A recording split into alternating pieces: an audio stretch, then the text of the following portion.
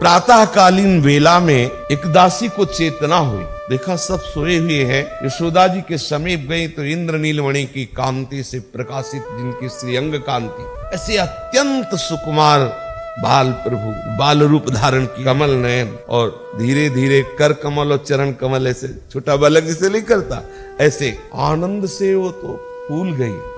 अब वो यशोदा जी को जगा रही कि यशोदा जी से कहती है कि सखी उठो, महामंगल आनंद हुआ, तुम्हारे लाला हुआ। अब समझो दासी को बताना पड़ता तुम्हारे लाला हुआ, ये ऐसे लाला है जिनके हो रहा उनको खुद पता नहीं है कि लाला हुआ कि नहीं, ये है इनकी योग माया का प्रभाव। उस सखी ने सब सखियों को, दासियों को जगाया।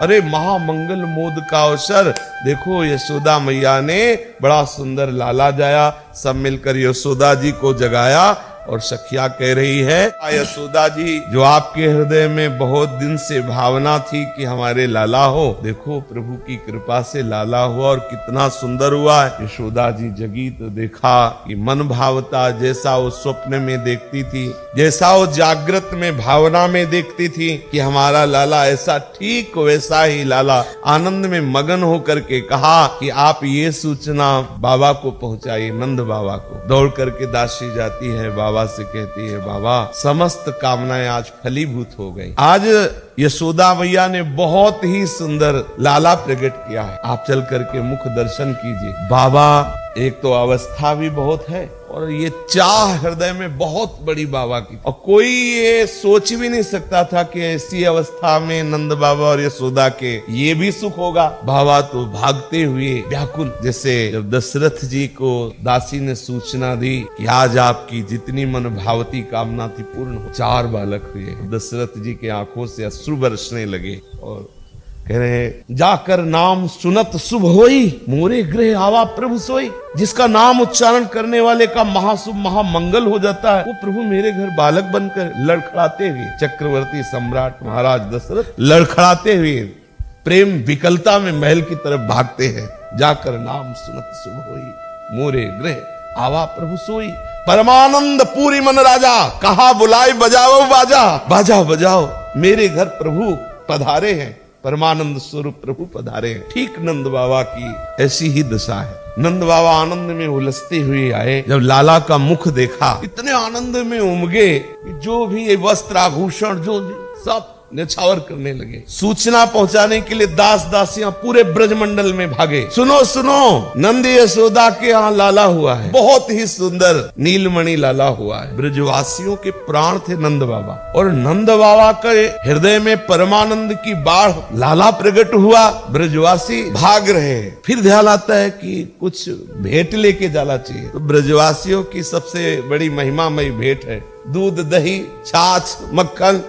कोई मक्खन भर करके, कोई दूध, कोई दही, कोई छाछ, ऐसे भर भर करके सब जा रहे हैं। दासियों ने रोक दिया, अभी आप लाला के दर्शन नहीं कर सकते ब्रजवासियों को। क्यों? बोले अभी नाल छेदन हो रहा है, अभी लाला का देखो, जिनकी नाल में ब्रह्मा जी प्रकट हुए, उन प्रभु का नाल छेदन करने वाली जो महासौभाग्यवती दासी है, उसे दादी कहते हैं, नाल छेदन करने वाली दाई माँ। यशोदा जी से कह रही है ऐसे थोड़ी हम नाल छेदन कर देंगे। जो दादी माँ है उसने कहा आज नाल छेदन नहीं करेंगी जब तक आप हमारी मन चाही वस्तु मुझे भेंट में नहीं देंगी। यशोदा जी ने कहा क्या है तेरी मन चाही वस्तु? बोले जो आपके गले में हार विराजमान। बहुत से भाव है, धन्य है ये हार जो वहां विराजमान है कि जगत का स्वामी उन वक्षा स्थलों का स्पर्श करके पान करेगा।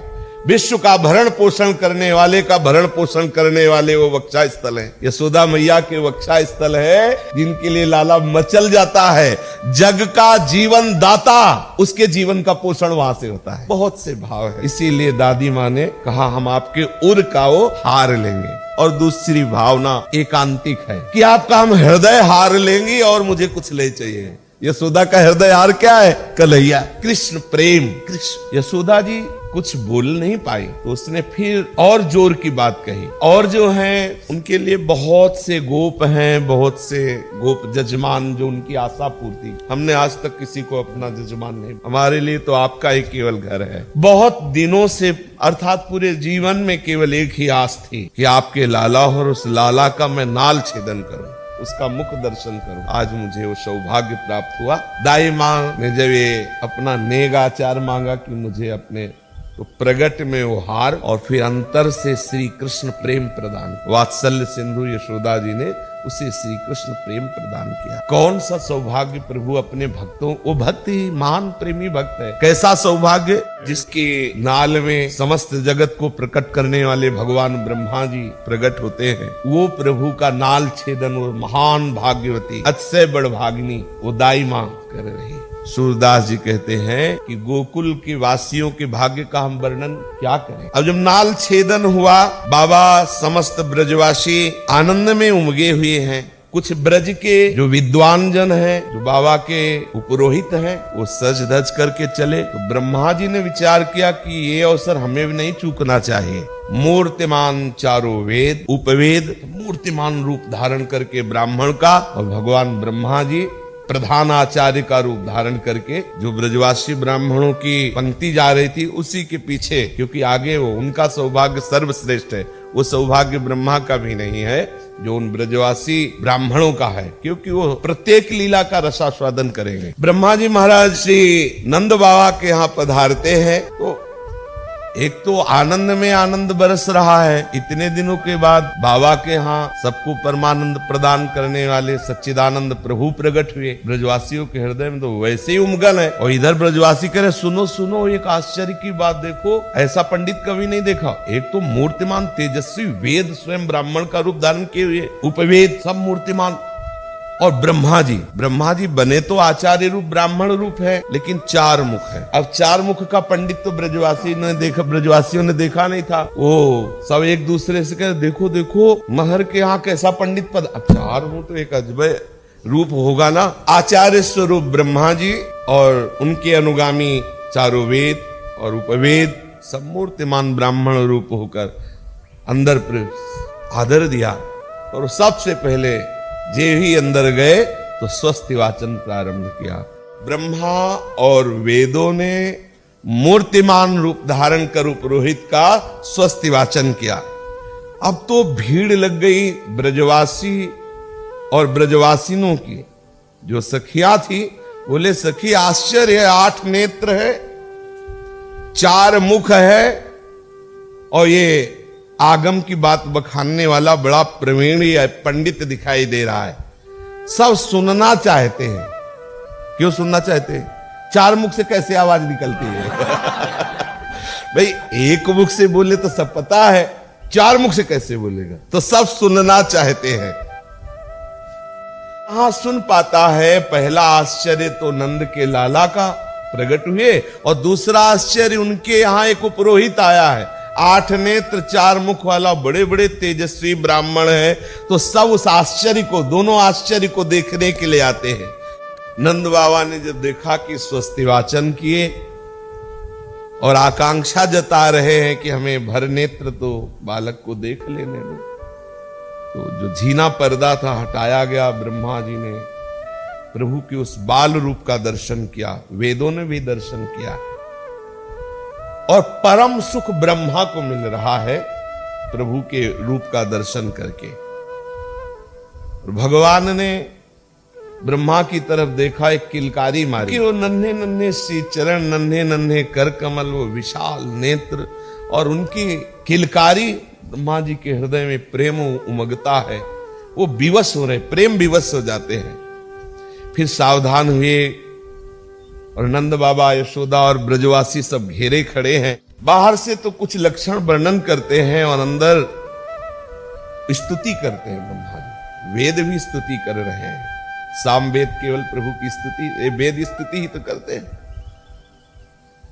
रहा नहीं गया, अनुमति की जरूरत नहीं समझी, और छोटे छोटे जो श्री चरण है ना, उनको लेकर के ऐसे भाल पे लगाते हैं, ऐसे हृदय पे लगाते, प्रभु के चरणों को निहारते हैं, मस्तक पर लगाते हैं, हृदय से लगाते हैं, और कहते हैं हे यशोदा मैया, ये जो तुम्हारा लाला है ना, ये संपूर्ण ब्रजमंडल का क्लेश हरण करेगा। तुम्हारे लाला का चिंतन, तुम्हारे लाला का आश्रय, तुम्हारे लाला का दर्शन संपूर्ण ब्रजवासियों के क्लेश का नाश करने वाला होगा। आपके जो लाला के लक्षण लिखे हुए हैं भाल में, श्री चरणों में, कर कमल में, वो मैं पढ़ के बता रहा हूं कि इतना महामहिमा में है कि जो अर्थ धर्म काम मोक्ष चारों के त्यागी, पूर्ण काम आप्त काम परमहंस है, वो भी इसके दर्शन की आकांक्षा करेंगे, वो भी हृदय में इसकी कृपा की चाह मनाएंगे। जिससे श्री सुखदेव जी आदि ये परमहंस महापुरुष जन धर्म अर्थ काम मोक्ष चारों से विरक्त है, चारों पुरुषार्थों से पूर्ण विरक्त है, लेकिन श्री कृष्ण में आसक्त है। सनक सनंदन सनातन सनत कुमार आदि ब्रह्मा जी की दशा बदल रही, आंगन में लौट रहे हैं, वहां की रज लेकर माथे पे लगाते हैं। और ब्रह्मा जी नहीं, वेद भी जो ब्रह्मा जी के साथ आए हुए लौट रहे हैं। इसीलिए तो ब्रज की महिमा अपार है। नंद सदन की रजलय सिरधरी, और बड़ी बड़ी श्वासें, जब प्रेम का आवेश होता है तो श्वास भी नहीं ली जाती, विकलता, लंबी श्वास खींचते हैं, रज में लौट रहे हैं, रज लेकर के अपने शरीर पर लगाते हैं, माथे पे लगाते हैं। ब्रजवासी जन तो आश्चर्यचकित हो रहे हैं। चार मुख वाले ब्रह्मा, चार खोपड़ी वाले ब्रह्मा जी जब लौट रहे हो तो कैसा लगेगा, बोल रहे हो तो कैसा लगेगा। उनके साथ तेजस्वी वेद, दो आश्चर्य, एक तो नंद बाबा और यशोदा की इस अवस्था में और आश्चर्यजनक बालक, ऐसा सुंदर बालक, और दूसरा वहां उत्सव में ऐसे ब्राह्मण पधारे हुए, मानो जैसे कोई तमाशा खड़ा हो गया हो, ऐसे सब और ब्रजवासी भोले जल, तो एक दूसरे के कान में ऐसे बोलते हैं, देखो देखो कैसे लौट रहा है, देखो देखो कैसे रज लगा रहा है, देखो देखो कैसे इसके चारों मुखों से आवाजें निकल रही। ब्रजवासी सखा ब्रजवासी सब जब ब्रह्मा जी कुछ बोलते हैं ना तो सब ऐसे से मतलब जब पूरे जाल का, अब वेद की भाषा ब्रह्मा की, वो सब ऐसा लग रहा है कि मतलब पूरे सब जैसे नहीं कोई बोल रहा हो तो जी हाँ ऐसे सब ब्रजवासी ऐसे घेरे हुए और आश्चर्यचकित, और ऐसा लग रहा है पूरी बात समझ रहे। और ब्रह्मा जी जब वेद बोल रहे तो ब्रजवासियों का वेद अलग होता है, ब्रह्मा का वेद अलग है। ब्रजवासियों का वेद सुनला तो उन्हें छेड़ देला, सुना देंगे। ब्रजवासियों के पंडित का नाम हो गया चौमुखा पंडित। ब्रज में अपने चौमुखा भी है ना, इसलिए उनके स्थान भी है। भगवान ब्रह्मा जी को ये परम सौभाग्य मिला, वो आचार्य रूप से आए, उनके आंगन की रज मिली, लालजू के दर्शन हुए, ब्रजवासियों का कृपा प्रसाद हुआ। समस्त ब्रजवासी आनंद में उमगते हुए बाबा के यहाँ पधारे हुए थे। पूर्ण श्रृंगार करके ब्रज गोपियां मंगल थार सजा करके बाबा के यहाँ पधार रही, और जो ग्वाल बाल हैं वो गुंजा की माला पहन करके, घेरू आदि से चित्रकारी करके, सिर दधि माखन के माट गावत गीत नए, बड़े बड़े विशाल मटके जिनमें कोई दही लिए हुए, कोई दूध लिए हुए बाबा के घर आ रहे। बाबा के घर के आंगन की चिदानंद महता, 84 कोस के ब्रजवासी, ब्रजवासिनी सखा सब बाबा के आंगन में है। और आश्चर्य की बात, दही दूध के खार हैं, मटके में नहीं रखा है, बड़े बड़े कुंड हैं, वो आंगन में एक दूसरे को उठा उसी में डाल रहे हैं। 84 कोस में रहने वाले ब्रजवासी बाबा के आंगन में, और ऐसे नहीं कि ठसे हुए ऐसे चिपके खड़े हो, आनंद बच रहा है, नृत्य हो रहा है, बधाइयां। ये चिदानंद मेहता बाबा के आंगन की, जहां ब्रह्मा भी लौट रहे और जहां की चरण रज महादेव भी माथे, वो आगे का शेष प्रसंग कल चर्चा। श्री राधा वल्लभ लाल की जय।